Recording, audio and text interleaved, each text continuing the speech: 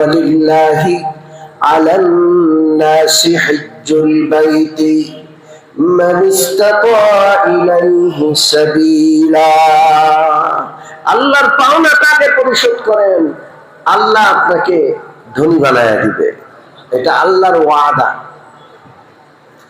তাবিউ বাইনাল হজ্জ ওয়াল উমরা فإنهما ينفيان الفقر والذنوب كما ينفي الكير خبث الحديد والذهب والفضة। আল্লাহর হাবিব বলেন, একের পর এক হজ করো, একের পর এক উমরা করতে থাকো, একটার পর একটা করেই যাও, কারণ হজ আর উমরা এটা একটা পবিত্র হজ সম্পর্কে আলোচনা করা হচ্ছিল। হজ হলো বান্দার প্রতি আল্লাহ তাআলার মহব্বতের পরীক্ষা। বান্দা আল্লাহর ভালোবাসার পরীক্ষায় উত্তীর্ণ হওয়ার জন্যই হজ। হজ করতে পারলে বান্দা যেন আল্লাহ তাআলার মহব্বত বা ভালোবাসার পরীক্ষায় উত্তীর্ণ হলো, পাশ করলো। যে ব্যক্তি হজ করতে পারলো না, সে আল্লাহ তাআলার ভালোবাসার পরীক্ষায় ফেল করলো। বড় আজব একটা ইবাদত। আল্লাহ তাআলা অনেক সময় সামর্থ্য নাই এমন মানুষকেও এই পরীক্ষায় পাশ করিয়ে দেন। অনেক সময় সামর্থ্য আছে, বিশাল সামর্থ্যওয়ালা, কিন্তু হজের পরীক্ষায় পুরাই ফেল। আমাদের সামনে ঘুরে ঘুরে নজির।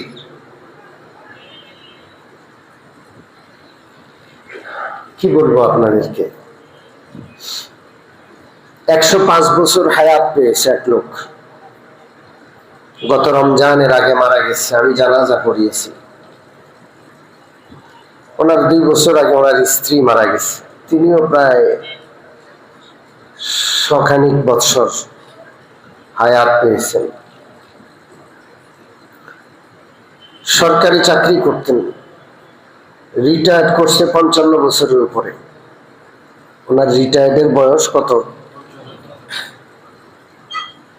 সর্বশেষ যিনি বোটানিক্যাল গার্ডেন এবং চিড়িয়াখানার মূল দায়িত্বে ছিলেন, সেই সময় সরকারি চাকরি, আবার এত বড় চাকরি, উত্তরার মতো জায়গায়, অনেকগুলো বাড়ির মালিক, 3 মেয়ে 1 ছেলে, সবাই আমেরিকান নাগরিক।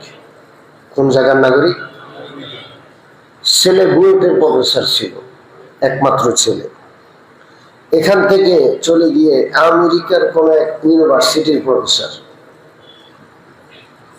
এই 105 বছর হায়াত পাওয়া এই পুরুষ মানুষটা মারা গেল, তার লাশ ধরার কেউ নেই। তার লাশটা ধোয়াবে, কাফনের ব্যবস্থা করবে, কেউ নাই। দূর সম্পর্কের আত্মীয় আমার মুসল্লি, তিনি সব ব্যবস্থাপনা করলেন। দেখেন হজের পরীক্ষায় ফেল কিভাবে করে মানুষ। তাকে কবর দেওয়া হলো তার স্ত্রীর কবরের উপরে। সন্তানরা, এটা সন্তানদের গায়ে লাগতেছে যে কবরের জায়গাটা কিনা দরকার, কবরস্থানে দিয়ে দিলাম, ভাল লাগে না। তো শুধু মা বাবার একই কবর, কবরটা কিনতে 80 লক্ষ টাকা লাগবে 25 বছরের জন্য মাত্র। কয় বছরের জন্য?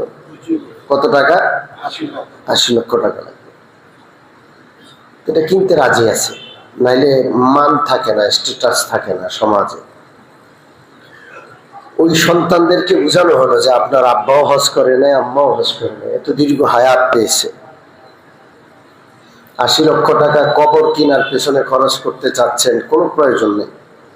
ওনাদের হজটা করায়া দেন, বদলি হজ। সন্তান রাজি না। সন্তান বাবা মার হজ করাইতে কিনা রাজি না। অনেকগুলো বাড়ি উত্তরার মতো জায়গা আল্লাহর মহাব্বতের পরীক্ষায় ফেল করে। আমি যখন এহরাম বাঁধি তখন আমার একটা ইতিহাস সবসময় স্মরণ হয়। আমার সাথে যারা এহরাম বাঁধে তাদেরকেও আমি বলি, আর আমি এটা অনুভব করার চেষ্টা করি। মোগল সম্রাটরা এই দেশ শত শত বছর শাসন করেছে হিন্দুস্তান। ইতিহাস কতটা সত্য জানি না, কিন্তু ইতিহাসে এটা লিখে কোন মোগল সম্রাট হজ করার তৌফিক পায়নি। বলেন ওই সম্রাটদের কিসের অভাব ছিল? সম্রাট, মুসলিম সম্রাট হজ করার তৌফিক পায় নাই, আর আমার মতো গরিব মানুষকে আল্লাহ তাআলা লাব্বাইক বলার তৌফিক দিচ্ছেন।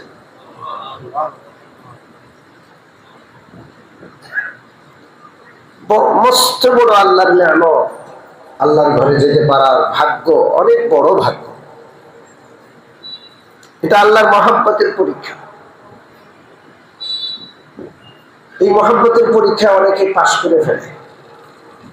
হযরত ইব্রাহিম খাওয়াস রাহমাতুল্লাহ একজন আল্লাহওয়ালা। উনি জীবনে যত বছর বেঁচে ছিলেন প্রত্যেক বছর হজ করতেন। বড় আধ্যাত্মিকতা সম্পন্ন একজন আল্লাহওয়ালা। হজের ইতিহাসে ওনার নাম লেখা আছে। হজের যে কোনো গ্রন্থ আপনি পড়বেন ইব্রাহিম খাওয়াস এই নামটা আপনি পাবেন। একবার তিনি হজে যাচ্ছেন, তিনি একটা লোক দেখতে পাইলেন যে হাত পাও নাই, গড়িয়ে গড়িয়ে সে চলছে। হাতও নাই, পাও নাই, তো লোকটা চলে কেমনে? ভিক্ষুকদের দেখছেন না অনেক সময় হাত পাও নাই, সেটা কি করে? টায়ার লাগায় ঘোড়া। এটা তো ভিক্ষুক, পয়সার জন্য। অনেকে আছে পেশাদার, অনেক টাকার মালিক। গত কয়েকদিন আগে এক ভিক্ষুক ধরা গেছে, সে তার ব্যাংকে 12 লাখ টাকা আছে। কয় লাখ টাকা? তার চেক তার ভিক্ষার ব্যাগের ভিতরে আছে। ব্যাংকে কয় লাখ টাকা? 12 লাখ টাকা আছে। আবার সে প্রতিবন্ধী সেজে ভিক্ষা করে।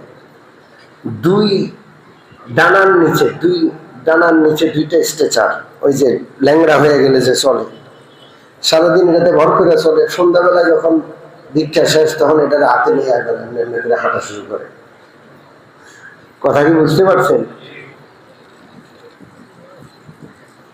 তা আমি বলছিলাম হযরত ইব্রাহিম খাওয়াস হজে যাচ্ছেন। হজের সফরে একটা লোককে দেখতে পাইলেন হাত পাও চারটার কোনোটাই নাই, সে গড়াচ্ছে। জিজ্ঞেস করলেন কোথায় যাবা? বলে যে আমি তো আল্লাহর ঘরে যাব। ইব্রাহিম খাওয়াস আশ্চর্য হয়ে গেছে, কোন সফর সঙ্গী নাই, তার সাথে কে চলবে? সে তো আস্তে আস্তে চলে। বলে যে তুমি কোত্থেকে আসছো? সে বলে আমি নেশাপুর থেকে আসছি। তো তুমি এইভাবে পিঁপড়ার গতিতে মক্কা শরীফ কবে যাবা? আচ্ছা কবে রওনা করছো? 10 বছর হয়েছে আমি নেশাপুর থেকে হজের উদ্দেশ্যে রওনা করছি। 10 বছর যাবৎ চলছে, এখনো অনেক পথ বাকি।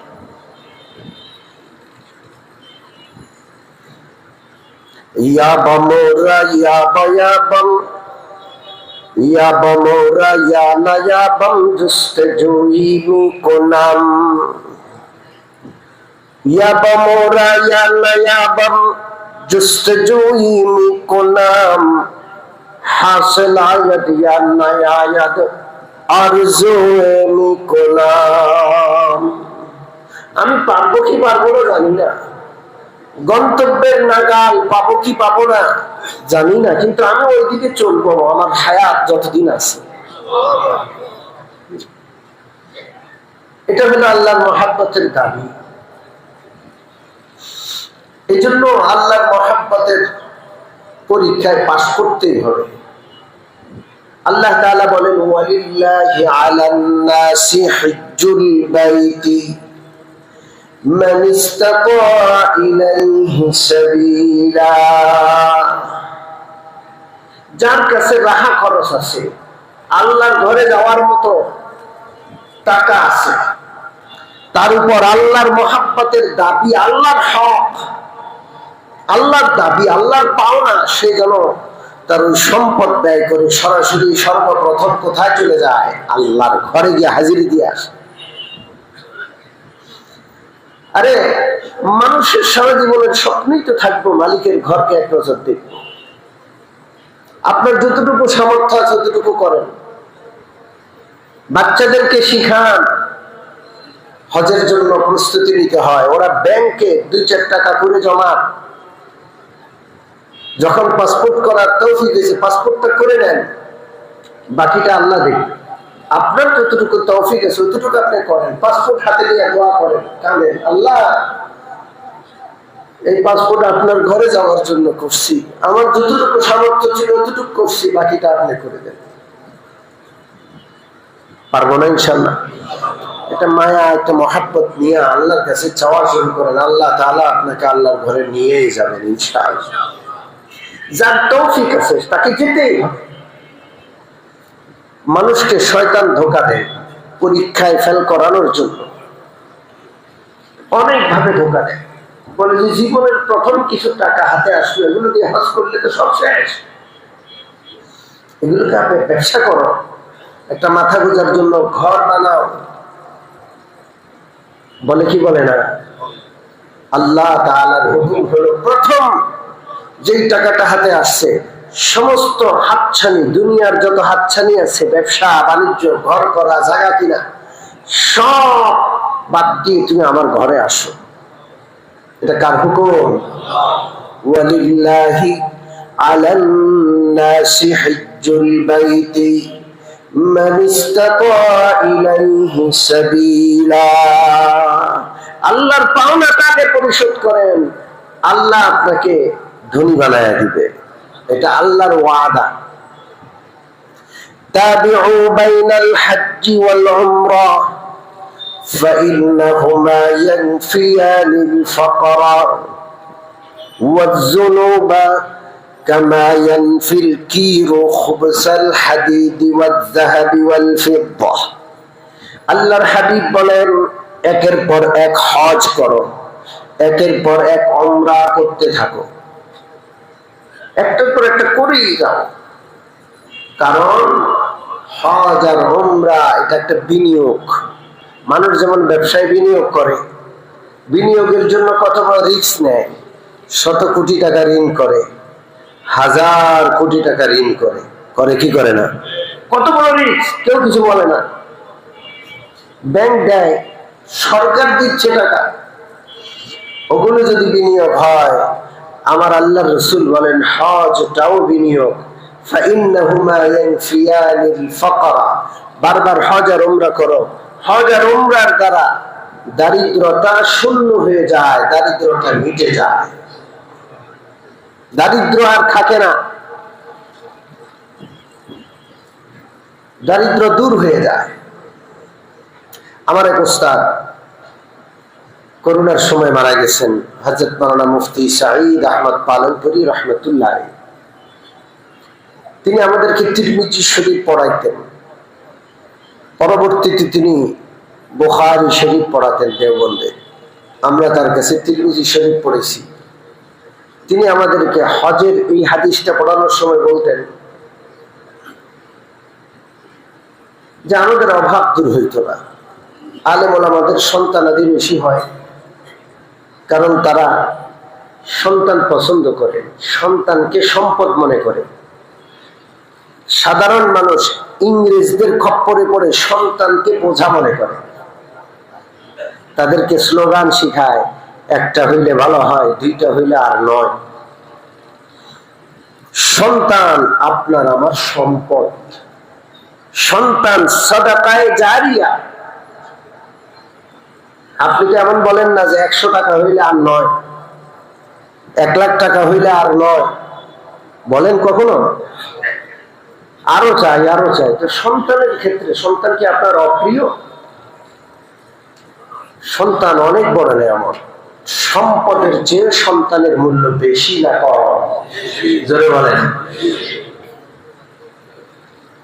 আলেম ওলামাদের সন্তান বেশি হয়, কারণ তারা হাদিস পড়েন, হাদিসে আছে রাসূলুল্লাহ বলেন, তোমরা সন্তান বেশি নাও, কিয়ামতে হাসরে আমি উম্মত এর সংখ্যা বেশি এটার উপর গর্ব করব। অন্যান্য নবীর উম্মত কম হবে, রাসূলুল্লাহর উম্মত এর সংখ্যা অনেক বেশি হবে, এটা নিয়ে রাসূলুল্লাহ গর্ব করবেন। আমার যদি 2-4টা সন্তান বেশি হয়, আমার নবীর গর্বের ক্ষেত্রে আমি কি হইলাম? সহযোগী হইলাম। আল্লাহু আকবার। কি বোকা মানুষ! কোটি কোটি টাকার মালিক, একটা মাত্র সন্তান। কয়টা? একটা। এটা যদি মরে যায়, এরপরে হা হা হা, আমার সব শেষ, আমার সব শেষ। 2-4টা সন্তান থাকলে একটা অসুস্থ হলে আরেকটাকে দিয়ে সান্ত্বনা লাভ করে, কোনো কারণে হায়াত মৌতের বিশ্বাস, একটা মরলে আরেকটাকে বুকে ধারণ করে সান্ত্বনা লাভ করে। তো সাঈদ আহমদ পালনপুরি রহমতুল্লাহ আলাইহি আমাদের উস্তাদ, তিনি আমাদেরকে বলতেন যে সন্তান ছিল বেশি, অভাব অনটন দূর হইত না, অসুস্থতা কাটতো না। এক সন্তান অসুস্থ, ওর চিকিৎসা করতে না করতে আরেকটা অসুস্থ, এইভাবে অসুস্থতা লেগেই থাকে, আর অভাব অনটন যাই না। আমার উস্তাদ বলেন, যখন এই হাদিস পড়লাম, তা আমি চিন্তা করলাম, মানুষ তো ঋণ করে ব্যবসায় বিনিয়োগ করে, আমি ঋণ করে হজ করবো। কারণ আল্লাহ রসুল বলছেন, হজ করলে দারিদ্র দূর হয়ে যায়, মিটে যায়, নাই হয়ে যায়। হজ দারিদ্রকে নাই করে দেয়, শূন্যের কোঠায় নিয়ে যায়, অভাব থাকে না।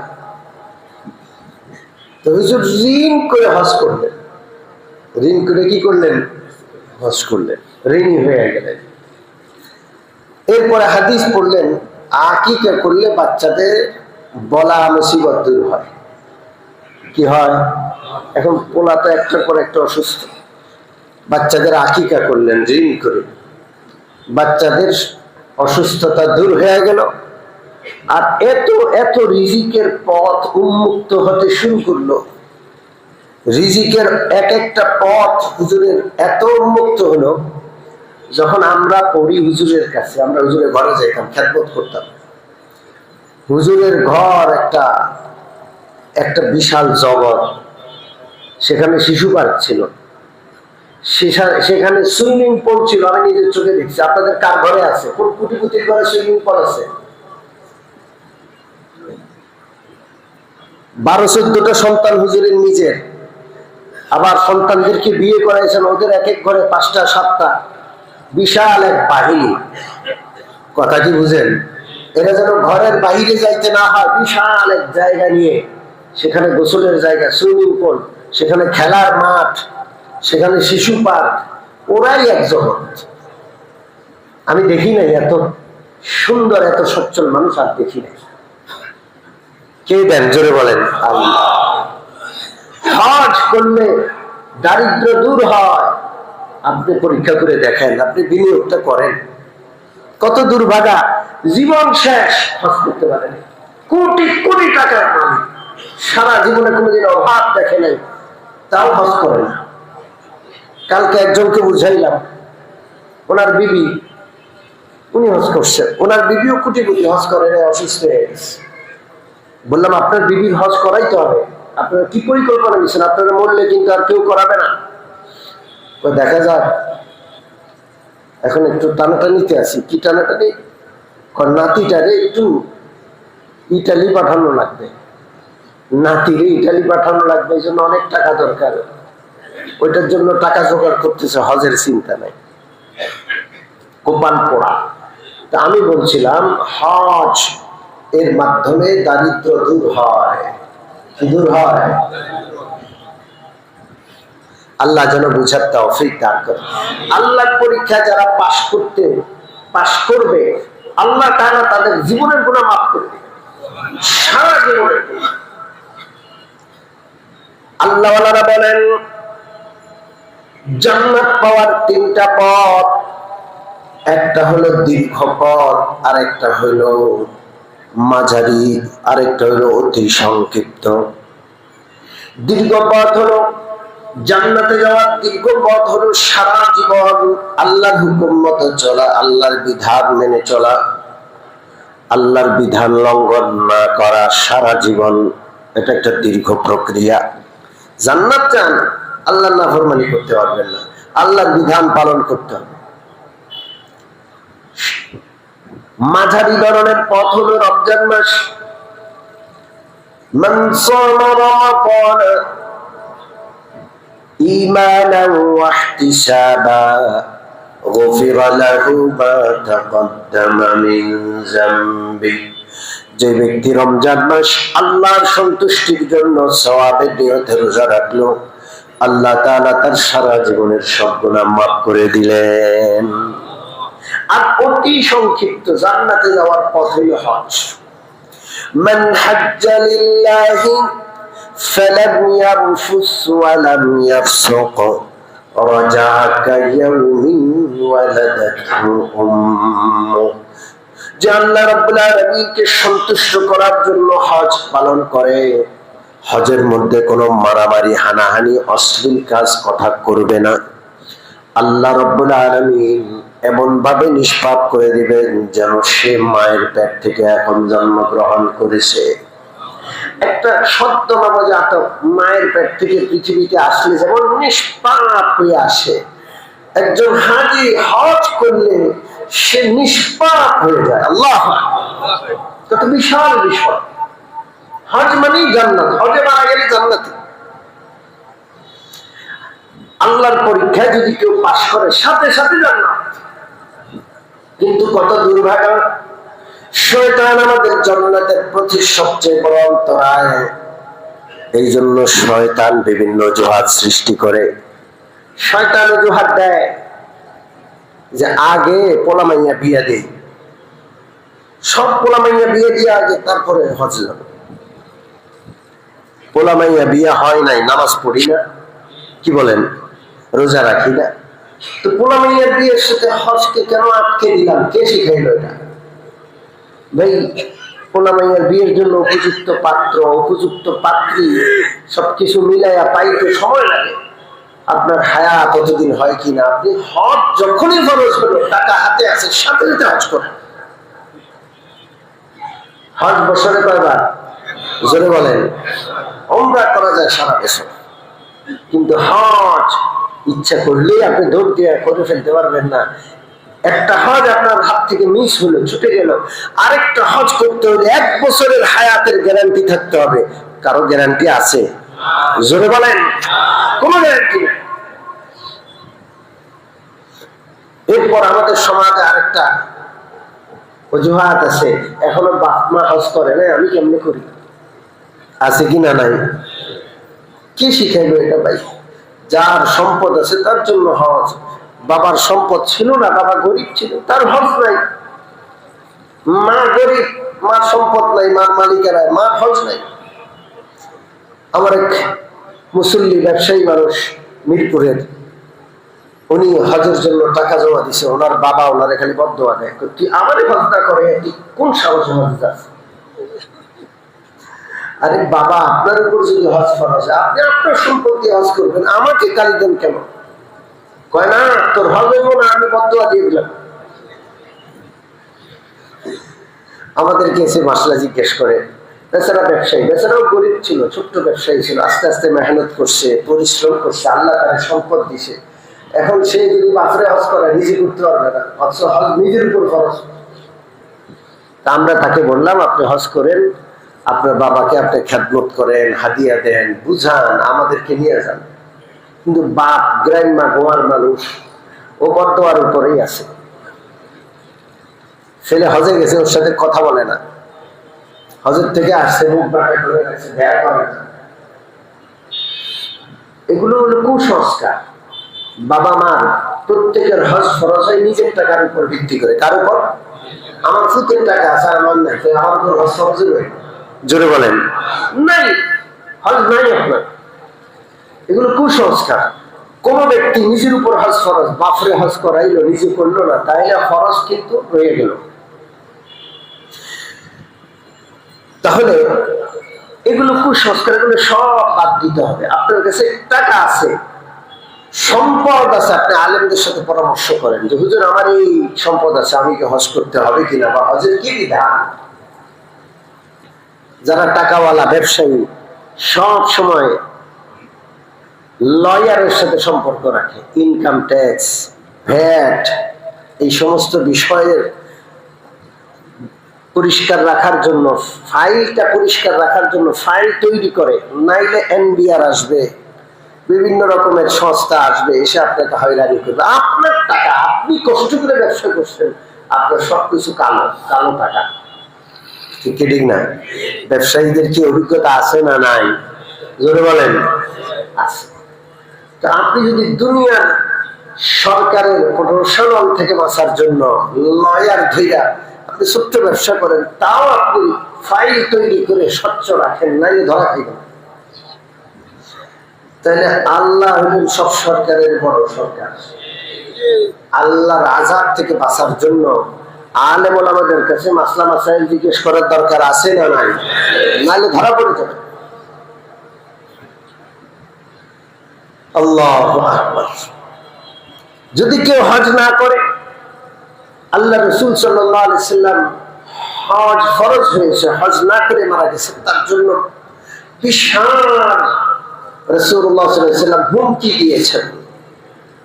মান লাম ইয়ামনাহু মিনাল হজ্জি হাজাতুন যাহিরাতুন আও সুলতানুন জাইরুন আও মারদুন হাবিসুন ফামাতা ওয়া লাম ইয়াহুজ্জা فليمت إن شاء يهوديا وإن شاء نصرانيا। আল্লাহর হাবিব বলেন, যার হজ করতে কোনো বাধা ছিল না, টাকা আছে, পয়সা আছে, সময় আছে, সুস্থতা আছে, কোনো বাধা বিঘ্ন নাই, ইচ্ছা করলে হজ করতে পারত, কিন্তু সে হজ করে নাই, ইচ্ছাটাই করে নাই, আল্লাহর মহব্বত তার মনে একটু জাগ্রত হয় নাই, আল্লাহর ঘরটাকে একটা নজর দেখার ইচ্ছা জাগ্রত হয় নাই।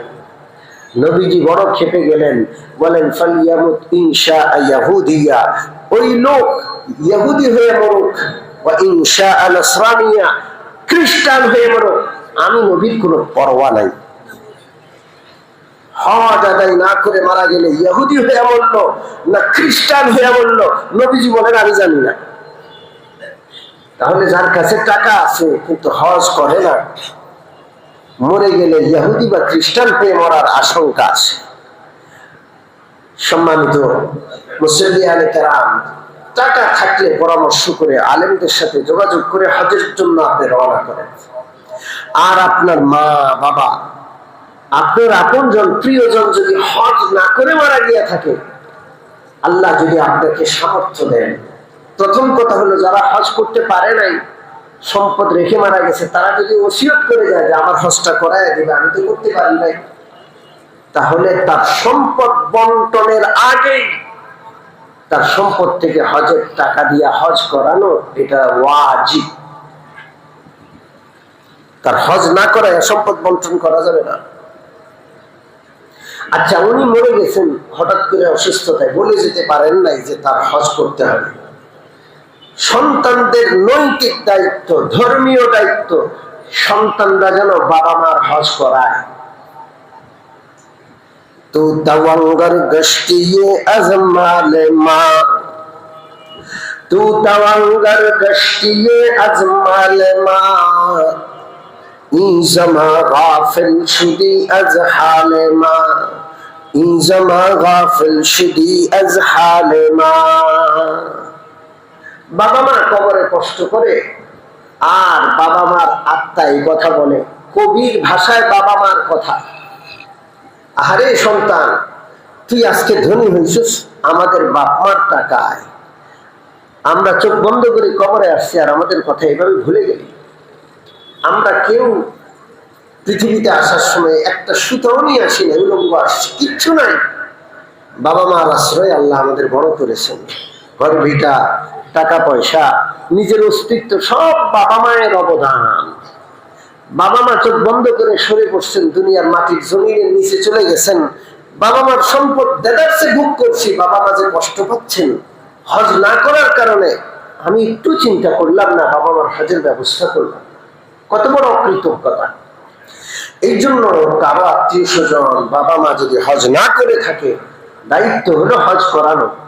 আমার আশেপাশে, আপনার আশেপাশে এবং অনেকে চলে গেছেন যারা হজ করে যাবে, তাদের আত্মীয় স্বজনকে বুঝাবো যে আপনার বাবার হজটা আপনি করান, নিজে করেন, অন্য কাউরে দিয়া করান, উপযুক্ত ব্যক্তির দিয়া করান। মনে থাকবে মনে থাকবে, এটা মহাব্বত আর ভালোবাসার ইবাদত। ইব্রাহিম খাওয়াস রাহমাতুল্লাহ আলাইহি হজে যাচ্ছেন, একটা ছোট্ট 12 বছরের বালককে দেখেন যে সে একা একা হজের সফর করছে। জিজ্ঞেস করলেন, একা একা যাচ্ছ, সফর সঙ্গী নাই, দুর্গম পথ, কোত্থেকে আসছো? ছোট বাচ্চা উত্তর দেয়, আমি তাহার কাছ থেকে আসছি। কোথায় যাবা? তাহার কাছে যাব। আল্লাহ, কথাটা কি? তাহার কাছ থেকে আসছি, তাহার কাছে যাব। তিনি বুঝে ফেললেন যে এই ছোট্ট বয়সে ছোট্ট হতে পারে, কিন্তু সে আল্লাহর মহাব্বতে অনেক বড় ব্যক্তি। জিজ্ঞেস করলেন, তোমার আশেপাশে কিছু সামানপত্র নাই, খাবার দাবার নাই? বলে যে আমি তো আল্লাহর মেহমান হয়ে যাচ্ছে, আপনার ঘরে আমি যদি খাবার দাবার নিয়ে মেহমান হই আপনি তো রাগ করবেন। আমি আল্লাহর মেহমান হয়ে আল্লাহর ঘরে যাচ্ছি, আমার রিজিক, আমার খাবার দাবারের জিম্মাদার কে? একটু বলো না কিভাবে ব্যবস্থা হয়। আমি আল্লাহর কথা স্মরণ করি আর জিকির করি, আমার পেট ভরে যায়।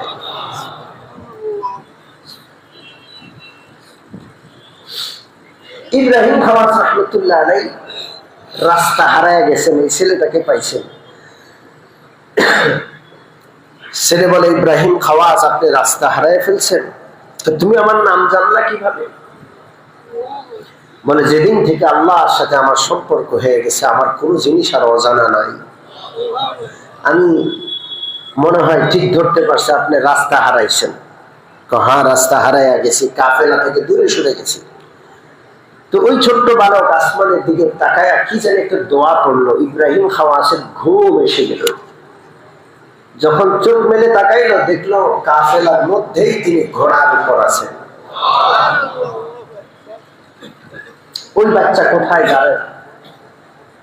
কাবা ঘরের তাওয়াফ যখন করছেন মক্কায় এসে তাকায় দেখে কাবা ঘরের দরজা চৌকাঠ ধরে ধরে ওই বাচ্চাটা কাঁদতেছে। পিছন থেকে দৌড়ায় আসছে, বাবা তুমি চলে আসছো। তো ওই ছেলেটা দোয়া করতে করতে করতে করতে কাঁদতে কাঁদতে আস্তে করে পিছনের দিকে ঢলে পড়ছে। ইব্রাহিম খাওয়াসের কোলে ঢলে পড়ছে, তাকায় দেখে শেষ নিঃশ্বাস ত্যাগ হয়ে গেছে। তাড়াতাড়ি করে মানুষজন নিয়ে আসছে কাফন করার জন্য, দাফন করার জন্য। আসে দেখে লাশটাও নেই। মন খারাপ, রাতে ঘুমাইছে, স্বপ্নে দেখে জান্নাতের মধ্যে জান্নাতি পোশাক পরে হাঁটতেছে, ঘুরতেছে। জিজ্ঞেস করে, ও বালক, আল্লাহ তাআলা কি আচরণ করেছেন? আল্লাহ তাআলা আমাকে ক্ষমা করে দিয়েছেন, আর আল্লাহর মহব্বতে যে আল্লাহ আমাকে আল্লাহর ঘরে এনেছেন, সে আল্লাহ আমাকে কাফন দাফন করার জন্য কোন গায়রুল্লাহর হাতে ছেড়ে দেন না, আল্লাহ নিজেই ব্যবস্থা করেছেন। এই কথা বলে মুসাফা করছে আর ঘুম ভেঙে গেছে।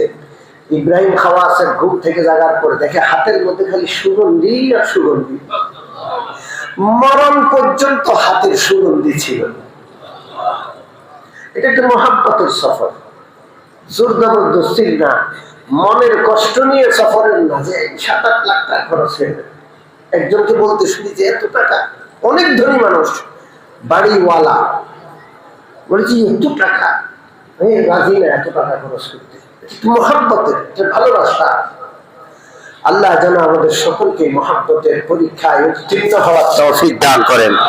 যারা আজকে বয়ান শুনেছে, আল্লাহ যেন কাউকে আল্লাহর ঘর না দেখাইয়া মরণ না দেন।